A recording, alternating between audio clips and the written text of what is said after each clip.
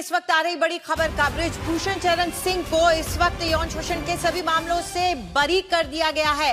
ये एक बड़ी खबर आ रही है। आपको याद होगा वेस्टलिंग फेडरेशन के अध्यक्ष थे वो, उन पर आरोप लगे थे। कई बड़े रेसलर्स, फीमेल रेसलर्स, महिला रेसलर्स ने उनके खिलाफ आंदोलन किया था और उनके ऊपर आरोप लगाए थे। लेकिन इस वक्त जो खबर आ रही है उसके मुताबिक उनको इस मामले में बरी कर दिया गया है। तो बड़ी खबर, महिला पहलवानों के आरोप जो लगे थे उनके ऊपर, जिसके लिए उनका पूरा एक आंदोलन चला था, जिसे कई पार्टियों से समर्थन भी मिला था, उसके बाद उन्हें हटाया गया था। लेकिन अब खबर आ रही है कि उन्हें सभी आरोपों से बरी कर दिया गया है। तो बृजभूषण के लिए एक बड़ी राहत की खबर है। लेकिन वहीं महिला पहलवान जो उनके खिलाफ खड़ी थी, जो आरोप लगा रही थी, उनको एक बड़ा झटका लगा है। यह खबर दिल्ली की राउज एवेन्यू कोर्ट में जो मामला चल रहा था उसमें ये फैसला आया है और उन्हें आरोपों से बरी कर दिया गया है। आरोप उन पर कई थे, जिसमें पहले एक माइनर पहलवान का, महिला पहलवान का भी आरोप था।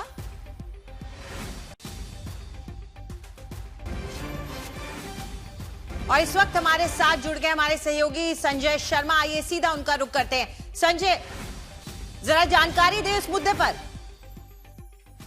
ज्यादा जानकारी यही है कि बृजभूषण शरण सिंह को बड़ी राहत मिली है और कोर्ट ने सबूतों के अभाव में उन्हें बरी कर दिया है। पुख्ता सबूत नहीं है। जो गवाहों के बयान थे और जो आरोप लगाए गए थे उनमें कई तरह के वेरिएशंस मिले, जिससे उन्हें शक का फायदा मिला, यानी बेनिफिट ऑफ डाउट मिला। और इसके साथ ही चूंकि पहले जो नाबालिग पहलवान ने आरोप लगाए थे, फिर बाद में वो आरोप वापस ले लिए गए थे, इससे भी कोर्ट का शक बढ़ा है। तो कुल मिलाकर जो मामले को जितनी मजबूती से रखना चाहिए था वो मजबूती से नहीं रख पाए। ना तो महिला पहलवानों की तरफ से बहुत ठोस सबूत दिए गए और ना ही गवाहों ने इस मामले में महिला पहलवानों का साथ दिया। जी संजय, ये भी जानना चाहेंगे, जब शुरुआती दौर में यह मामला उठा था तो इसे लेकर के बहुत बवाल हुआ था। कुछ नामी गिरामी महिला पहलवान थी जो इसका चेहरा बन के आए। बाद में यह राजनीतिक रूप भी ले गया। ये मामला लगातार चलता रहा और जिसकी वजह से जो रेसलिंग फेडरेशन है उसमें भी बदलाव आए। लेकिन वो बदलाव भी कुछ अजीबोगरीबी थे। थोड़ा सा इस पूरी संक्रम को समझाएं और आज जो आया है फैसला उसका क्या असर होगा ये भी बताएं। पूरी प्रक्रिया ये थी कि जब ये आरोप लगाए गए उस समय ये कहा गया, महिला पहलवानों की तरफ से कहा गया कि बृजभूषण शरण सिंह महिला पहलवानों का यौन शोषण करते हैं और उन्हें ब्लैकमेल किया जा रहा है कि आपको अच्छी जगह अच्छी ट्रेनिंग मिलेगी, अच्छी जगह आपको मौका मिलेगा। लेकिन वहीं बृजभूषण शरण सिंह की तरफ से कहा गया कि पहलवान ये दबाव बनाना चाहते हैं कि उत्तर प्रदेश या किसी हरियाणा को छोड़कर किसी अन्य राज्य के पहलवानों का दबदबा ना हो, उन्हें सीधा सीधा वाइल्ड कार्ड एंट्री मिले और उन्हें हर तरह से वो ना ट्रेनिंग में जाएं ना कहीं भी ऐसी जगह, और ट्रेनिंग बगैर पूरी ट्रेनिंग के उन्हें पूरा मौका मिलना चाहिए। क्योंकि बृजभूषण शरण सिंह के वकीलों ने कहा कि हरियाणा के पहलवान ये चाहते थे कि उन्हीं का दबदबा रहे और उन्हीं को अधिक मौके मिले और बाकी अन्य लोगों को ना मिले। और ये भी कहा गया कि नरसिंह यादव, जिसे डोप टेस्ट में हराया गया, वो हरियाणा के ही एक स्कूल से ट्रेनिंग कर रहा था, वहां उसके खिलाफ साजिश रची गई। तो ये तमाम चीजें उन पर ये प्रेशर डालने के लिए ये मुकदमा दर्ज कराया गया है कि वो या तो हरियाणा के पहलवानों का ब्लाइंडली सपोर्ट करें और नहीं तो उन पर आरोप लगा दिए जाएंगे।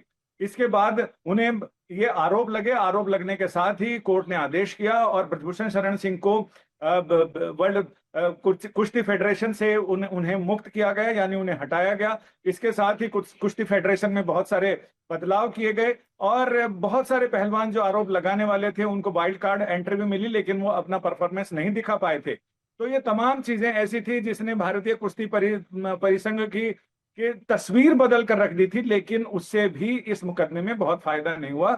निचली अदालत ने बृजभूषण शरण सिंह को बरी कर दिया है। लेकिन महिला पहलवानों और उनके वकीलों का कहना है कि वो इस फैसले को उच्च न्यायालय में चुनौती देंगे। जल्दी ही इस मामले में याचिका दाखिल की जाएगी। जी, तो महिला पहलवान इस मुद्दे को अभी छोड़ना नहीं चाहते हैं, वो हायर कोर्ट का रुख करने के मूड में है।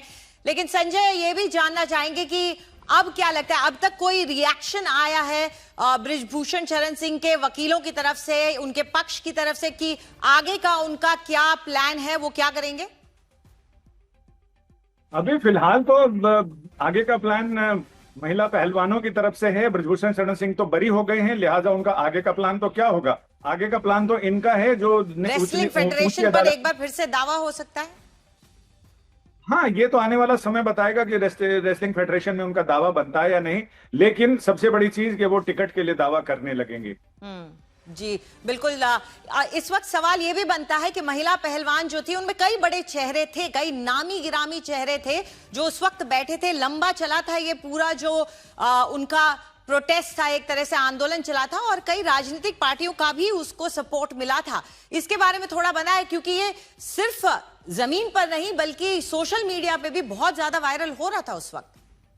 जी हाँ, बिल्कुल। और राजनीतिक पार्टियों को तो सिर्फ जमीन चाहिए होती है, वो चाहे कॉकरोच आंदोलन हो या फिर पहलवानों का आंदोलन या कुछ ऐसा ही कोई आंदोलन।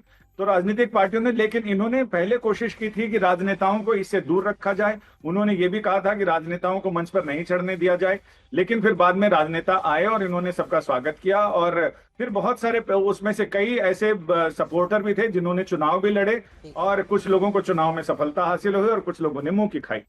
जी, इस पूरे आंदोलन में से कुछ जो पहलवान है वो खुद राजनेता भी बन गए, इसमें कोई शक नहीं है। लेकिन अगर इस मामले को तकनीकी तौर पे देखें, अगर इसको लीगल वे में देखें, तो सबसे कमजोर कड़ी कौन सी रही समझे?